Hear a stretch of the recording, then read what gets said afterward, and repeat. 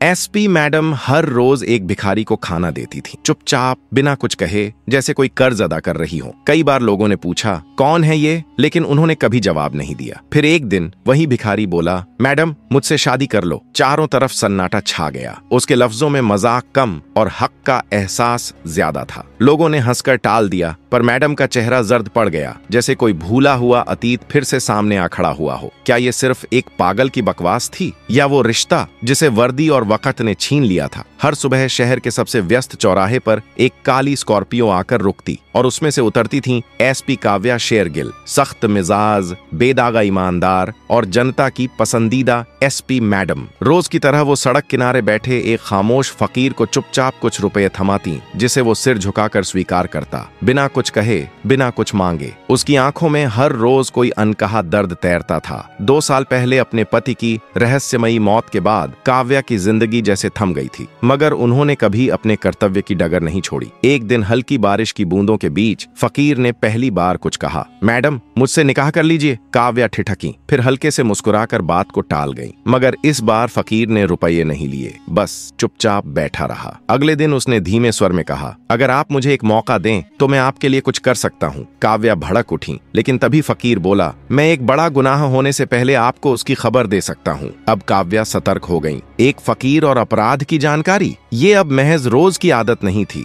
ये किसी गहरे रहस्य की दस्तक थी। जब शहर के सबसे व्यस्त चौराहे पर रात का सन्नाटा पसरता, तो वही फकीर अब भी उसी जगह बैठा मिलता, जैसे अंधेरे में भी कुछ देख रहा हो, कुछ सुन रहा हो। एक सुबह जब एसपी काव्या शेरगिल अपनी ड्यूटी पर निकल रही थीं, उसने धीरे से कहा, मैडम कल रात पास के बंद गोदाम में कुछ लोग हथियार लेकर जमा थे, कुछ बड़ा होने वाला है। काव्या को उस पर यकीन तो नहीं था, मगर उन्होंने फौरन जांच के आदेश दिए और अगले ही दिन वहां से भारी मात्रा में अवैध हथियार बरामद हुए। वो दंग रह गईं। एक साधारण फकीर को इतनी सटीक जानकारी कैसे थी? जब उन्होंने पूछा, तुम हो कौन, तो वह बस मुस्कुराया और बोला, मैं वही हूं जो दिखता हूं, लेकिन इस शहर की हर गली मेरे जहन में बसती है। फिर उसने खुद को अनिरुद्ध बताया। इसके बाद उसने कई अपराध पहले ही भांप लिए, चोरी, स्मगलिंग, अपहरण की योजनाएं, और हर बार उसकी बात सच निकली। अब वो सिर्फ एक फकीर नहीं था, काव्या के लिए वो एक पहेली बन चुका था। दोनों के बीच चुपचाप भरोसा पनपने लगा। अब काव्या उसे पैसे नहीं देती थीं, बल्कि बैठकर बातें करती थीं, चाय थमाती, खबरें पूछती। एक दिन यूं ही फकीर मुस्कुराया, आपने कहा था ना,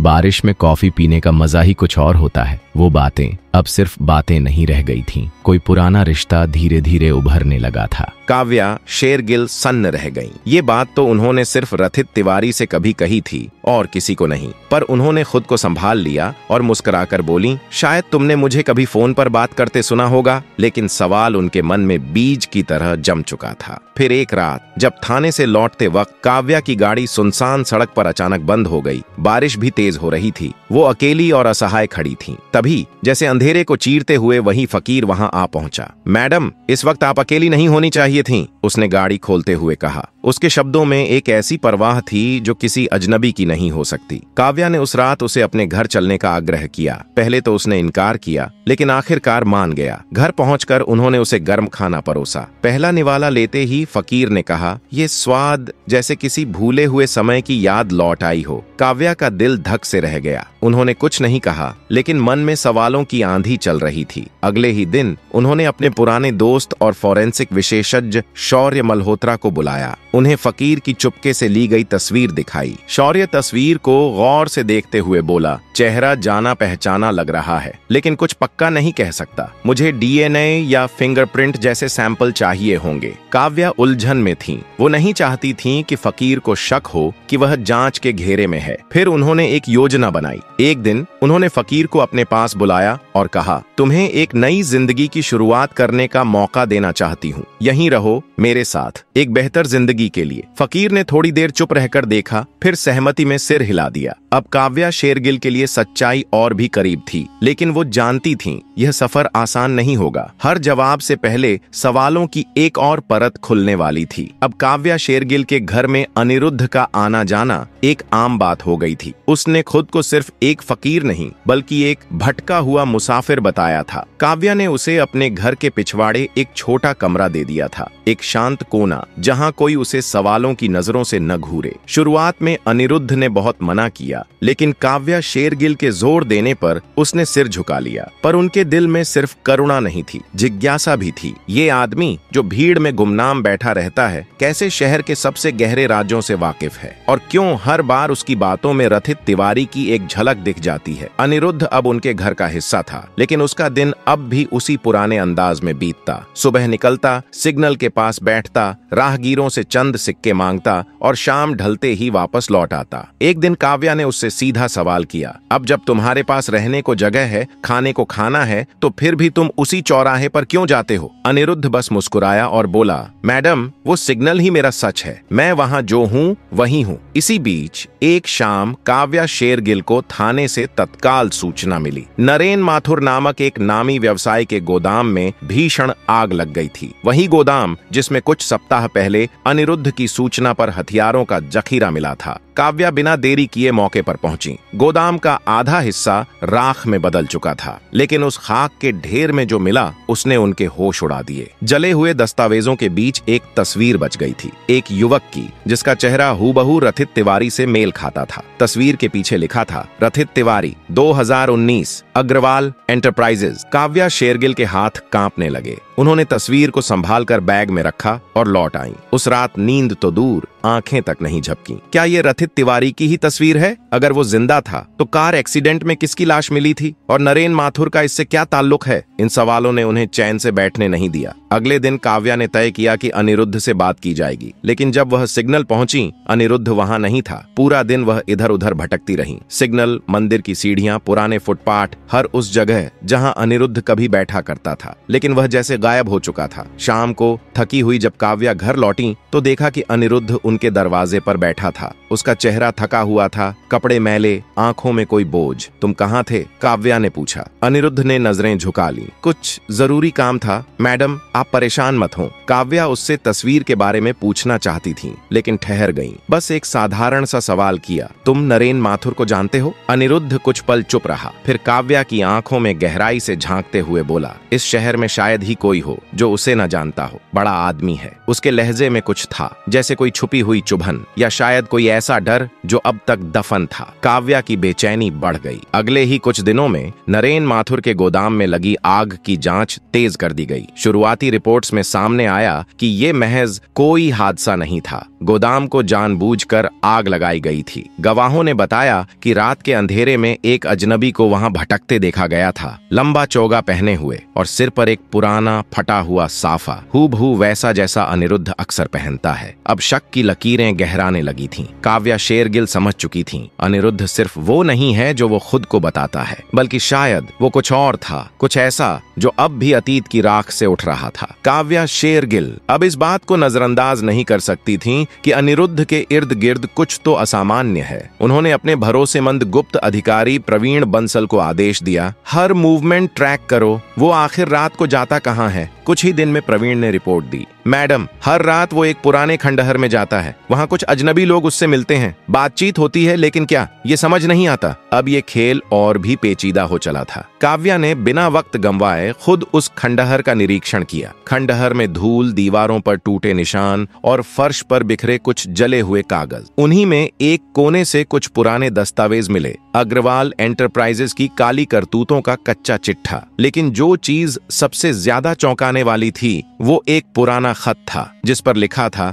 रथित तिवारी, तुम्हें ये राज्य अपने साथ दफन करने होंगे। अगर अग्रवाल को पता चला तो वो तुम्हें कभी जिंदा नहीं छोड़ेगा। काव्या शेरगिल की आंखें सन्न रह गईं। तविश, क्या वो जिंदा है? अब ये शक नहीं, एक डर बन गया था। काव्या ने तय किया, अब नरेन माथुर से सीधे बात होगी, लेकिन उससे पहले अनिरुद्ध की चुप्पी तोड़ना जरूरी था। उसी रात काव्या ने अनिरुद्ध को बुलाया। उन्होंने एक तस्वीर सामने रखी। ये कौन है? उन्होंने पूछा। आवाज में सख्ती थी। अनिरुद्ध ने तस्वीर देखी। उसकी आंखों में एक हल्का कंपन आया, लेकिन चेहरा शांत रहा। कुछ जवाब वक्त देता है मैडम, लेकिन इतना कह सकता हूँ, मैं आपका दुश्मन नहीं हूँ। काव्या का धैर्य जवाब दे गया। अगर तुमने अब भी सच नहीं बोला तो मैं तुम्हें गिरफ्तार करवा दूंगी। अनिरुद्ध बस मुस्कुरा दिया। अगर आप मुझे गिरफ्तार करती हैं तो वो हकीकत हमेशा के लिए दफन हो जाएगी जिसे आप जानना चाहती हैं। एक ठहराव के बाद अनिरुद्ध ने धीमे स्वर में कहा, अग्रवाल के दफ्तर के नीचे एक तहखाना है, वहीं वो सब छुपाता है, दस्तावेज, रिकॉर्ड, हर काला सच। काव्या शेरगिल ने फौरन अपनी टीम को तैयार किया और रातों रात छापा मारा।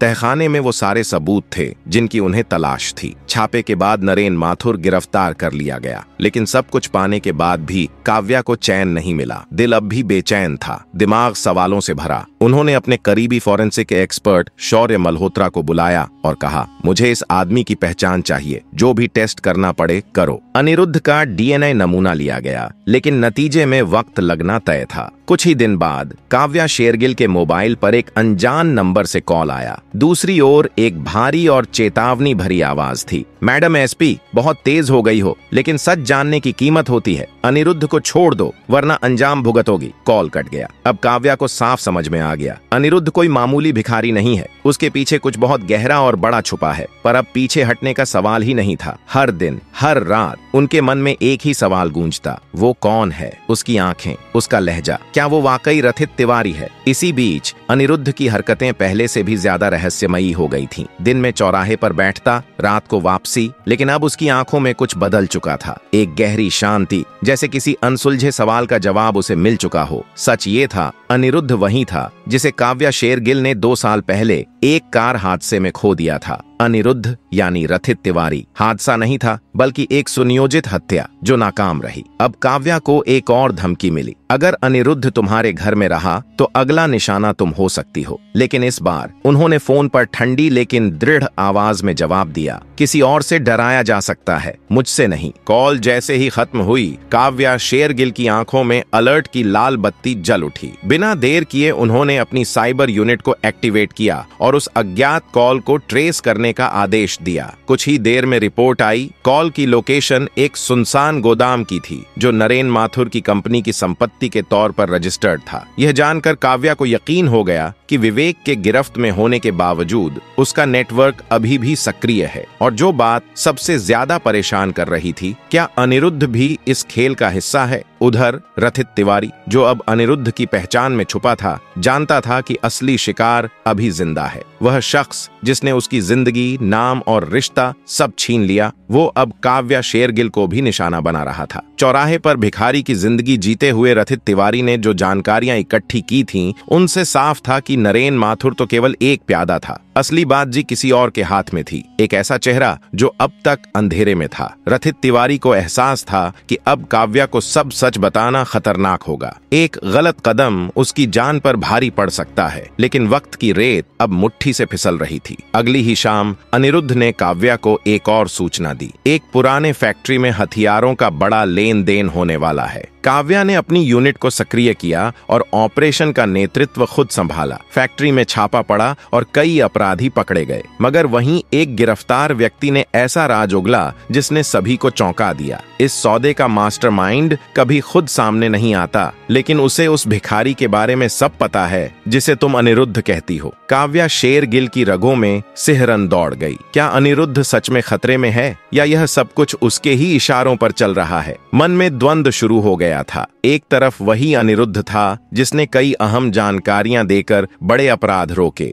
दूसरी ओर उसका बार बार अचानक गायब हो जाना और रहस्यमय चुप्पी शक को जन्म दे रही थी। इस असमंजस के बीच उन्होंने शौर्य मल्होत्रा को कॉल किया। डीएनए रिपोर्ट कितने दिन में आ जाएगी? शौर्य का जवाब आया, बस 2 दिन और, फिर सारा सच सामने होगा। उस रात जब काव्या अपने घर लौटी तो घर में सन्नाटा था। अनिरुद्ध नदारद था, सिर्फ एक छोटा सा कागज टेबल पर रखा था। मैडम, कुछ जरूरी काम है, जाना पड़ रहा है, मैं वापस जरूर आऊंगा। यह नोट किसी भारी तूफान से पहले की शांति जैसा लगा। काव्या शेरगिल अब और इंतजार के मूड में नहीं थीं। उन्होंने तय किया कि अब वह खुद इस रहस्य का पीछा करेंगी। अपने भरोसेमंद इंस्पेक्टर प्रवीण बंसल को बुलाकर उन्होंने सीधी बात कही, अब अनिरुद्ध के पीछे जाना है, छुप छुप कर नहीं, सामने से। प्रवीण ने जानकारी दी कि अनिरुद्ध को आखिरी बार शहर के किनारे स्थित उसी पुराने फैक्ट्री के पास देखा गया है जहां हाल में छापा पड़ा था। काव्या ने टीम तैयार की, लेकिन इस बार वह अकेले निकलने का निर्णय ले चुकी थी। उन्हें लग रहा था अब सवाल पूछने का नहीं, जवाब लेने का वक्त है। उन्होंने अपनी सर्विस रिवॉल्वर की गोलियां चेक की, मोबाइल का ट्रैकर ऑन किया और बिना किसी को बताए कार में बैठ गईं। कारखाने की ओर बढ़ती रात और उसके साथ बढ़ता सन्नाटा एक अजीब अजीब सी बेचैनी लेकर चल रहा था। हर मोड़ पर अंधेरा था और हवा में खतरे की गंध थी। उन्हें अंदाजा नहीं था कि यह रात उनकी जिंदगी की दिशा हमेशा के लिए बदल देगी। काव्या शेरगिल धीरे धीरे पुराने कारखाने के पिछवाड़े से अंदर दाखिल हुई। हर कदम संभल कर रख रही थी, लेकिन जैसे ही भीतर पहुंची उसके कदम ठिठक गए। एक टूटी फूटी मेज के सामने अनिरुद्ध खड़ा था और उसके ठीक सामने खड़ा व्यक्ति कोई और नहीं बल्कि विनीत अग्रवाल था, नरेन माथुर का छोटा भाई। जिस इंसान को सभी ने हमेशा नाकाबिल और कमजोर समझा था, वह इस वक्त एक ऐसे रूप में सामने खड़ा था जिसे देखकर कोई भी धोखा खा जाए। विनीत की आंखों में गुस्सा भरा हुआ था। तू कौन है? मेरे भाई को जेल भेजा, मेरी डील्स बिगाड़ दी, और अब यहाँ क्यों आया है? बोल, तेरा असली चेहरा क्या है? अनिरुद्ध एक पल के लिए चुप रहा, फिर उसकी आवाज धीमे लेकिन सख्त लहजे में गूंजी। तुमने मुझे मिटाने की कोशिश की थी, लेकिन शायद तुम भूल गए कि मैं मरा नहीं था। मैं हूँ रथित तिवारी। छुपकर खड़ी काव्या शेरगिल की सांसें रुक गईं। रथित तिवारी, वही नाम जो उसने 2 साल से अपने दिल में दफन कर रखा था। क्या यह वही है, उसका पति? उसकी आंखें भर आईं, लेकिन हाथों में पकड़ी रिवॉल्वर की पकड़ और कस गई। संभल कर वह सामने आई, रिवॉल्वर सीधी विनीत की ओर तानी। रुको वहीं, विनीत। और तुम? अनिरुद्ध नहीं। अगर वाकई रथित तिवारी हो तो अब सच छिपाने का वक्त नहीं है, सब बताओ। रथित तिवारी ने थकी हुई आंखों से काव्या की ओर देखा। मैं सच जानना चाहता था और डरता था कि कहीं तुम भी उस खेल का हिस्सा न हो। लेकिन जब विनीत ने जेब में हाथ डाला, काव्या की नजरें सतर्क थीं। उसने गोली चलाई, हथियार छीन लिया। विनीत गिरफ्तार हुआ। अब कारखाने में सिर्फ वो 2 थे। काव्या फूट पड़ी। तुम जिंदा थे, फिर भी मुझे अंधेरे में रखा। रथित ने कहा, मैं टूटा हुआ था, लेकिन अब जान चुका हूँ, तुम ही मेरी वजह हो। उसने बताया कैसे विनीत ने उसकी कंपनी हथियाने की साजिश रची और कैसे उसने भिखारी बनकर सच उजागर किया। काव्या की आंखों में आंसू थे। उसने रिवॉल्वर गिरा दी और रथित को गले लगा लिया। अब मैं तुम्हें कभी नहीं छोड़ूंगा, रथित ने वादा किया। हफ्तों बाद रथित ने सबके सामने सच बताया। जिस चौराहे पर वो कभी भीख मांगता था, वही अब उनकी नई शुरुआत की गवाही बन गया। अगर ये कहानी दिल को छू गई हो तो वीडियो को लाइक करें और शेयर जरूर करें, ताकि ये सच्चाई औरों तक भी पहुंचे। चैनल को सब्सक्राइब करें और बेल आइकन दबाएं, ताकि हर अगली ट्रू स्टोरी आप तक सबसे पहले पहुंचे। Thanks for watching.